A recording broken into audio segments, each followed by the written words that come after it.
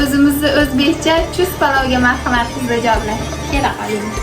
Bugun bir qo'llarimni o'ynatib qaynonamlarga osh tayyorlab bermoqchiman. Yangi kelin bo'lib tushgan paytlarimda osh tayyorlashni bilmasdim, lekin qolgan hamma ovqatlarni tindirib qo'yardim. Xayolimda osh qilish juda ham menga qiyindek tuyulardi. Vaqt o'tib turmush o'rtog'imlar bilan Rossiyaga musofirchilikka keldik. Xullas shunaqa qilib qaynonamlar bitta kelinlarni qo'ldan hech qachon osh yeb ko'rmaganlar. Bugun bo'lsa onajon kechga nima ovqat qilamiz desam, qizim oshni jazni tayyorlang, o'zim sizga chiroyli qilib osh damlab beraman degandilar.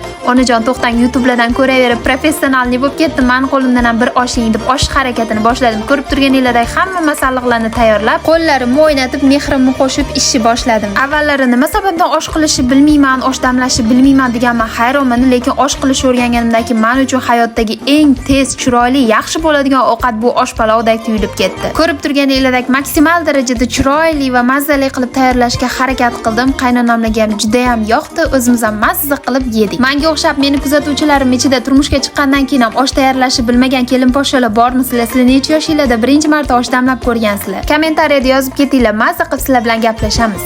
Chust palovga marhamat qizlarjonlar. Kela qoling.